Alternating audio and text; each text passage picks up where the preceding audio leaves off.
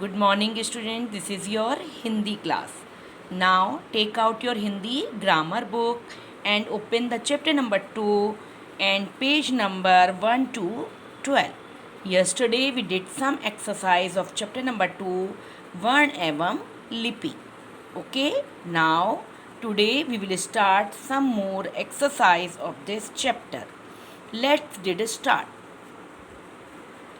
First को exercise देखिए, सही विकल्प के सामने राइट लगाइए।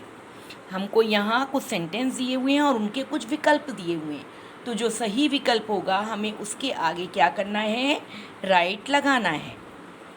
फर्स्ट है, जिस ध्वनि के टुकड़े ना हो सके कहलाती है क्या, शब्द, वर्ण या स्वर। जिस ध्वनि के टुकड़े ना हो सके क्या कहलाती है, वो कहलाता है वर्ण। तो हम किसके आगे राइट लगाएंगे, वर्ण के आगे राइट लगाएंगे। सेकंड है, हिंदी वर्णों का उचित क्रम कहलाता है वर्णमाला, व्यंजन या शब्द।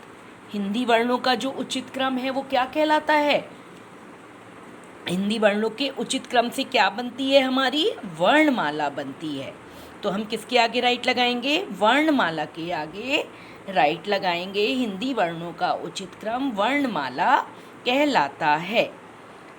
थर्ड है, जा प्लस आ प्लस गा प्लस आ किस शब्द की ध्वनि है। जा प्लस आ प्लस गा प्लस आ किस शब्द की ध्वनि है, जागा जग की है, जाला जाला की है या जागाता जगत की है। किसकी है, जा प्लस आ प्लस गा प्लस आ जग की है।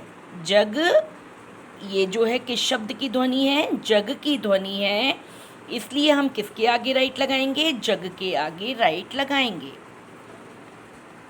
लास्ट है, बताइए शा क्या है। शा क्या है, स्वर है, संयुक्त व्यंजन है या आयोगवाह है। क्या है शा, संयुक्त व्यंजन है, इसलिए संयुक्त व्यंजन के आगे राइट लगाएंगे। फिर से देखिए, सही विकल्प के सामने राइट लगाइए में फर्स्ट है, जिस ध्वनि के टुकड़े ना हो सके क्या कहलाती है, वर्ण कहलाती है, वर्ण के आगे राइट लगाएंगे। सेकंड है, हिंदी वर्णों का उचित क्रम क्या कहलाता है, वर्णमाला कहलाता है, वर्णमाला के आगे राइट लगाएंगे। जा प्लस आ प्लस गा आ किस शब्द की ध्वनि है, जग की ध्वनि है, जग के आगे राइट लगाएंगे। लास्ट है, बताइए शा क्या है, स्वर है, संयुक्त व्यंजन है। क्या है शा, संयुक्त व्यंजन है।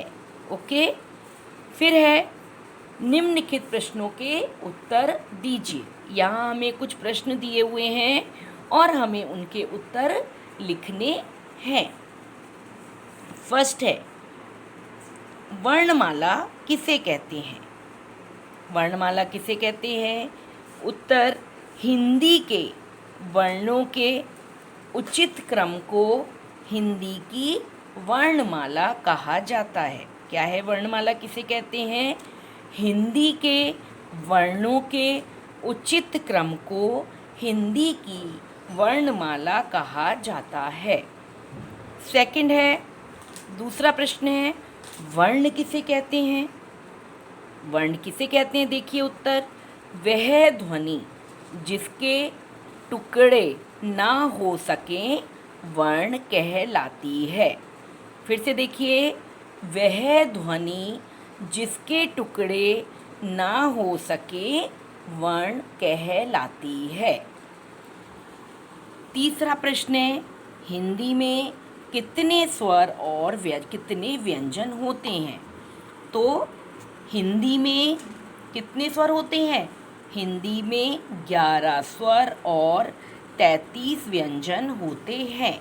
हिंदी में 11 स्वर और 33 व्यंजन होते हैं।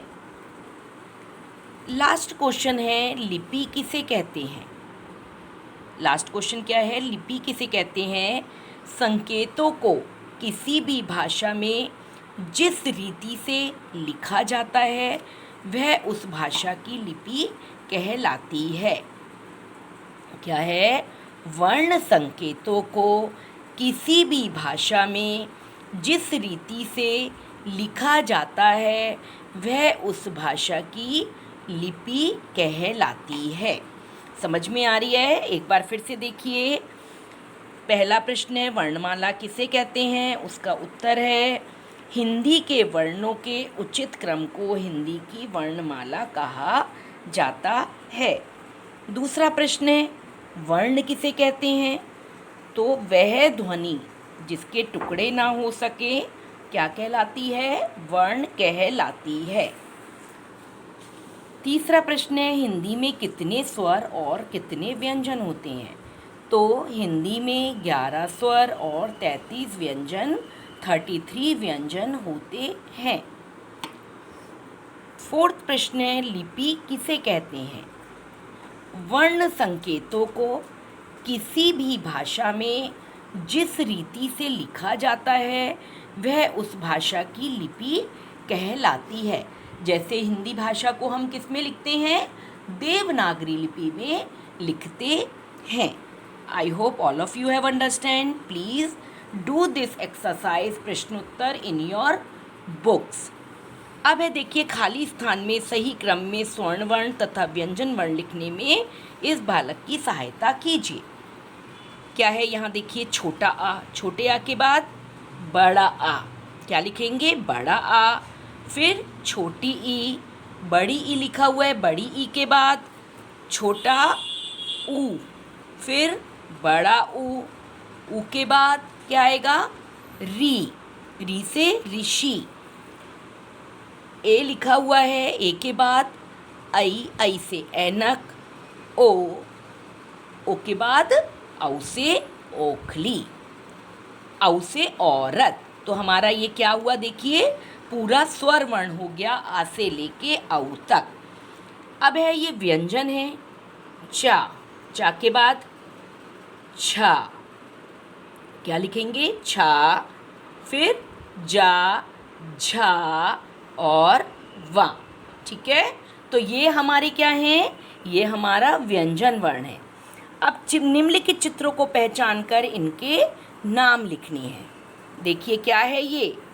दिस इज अनार, अनार। फिर तरबूज, तरबूज। ये क्या है?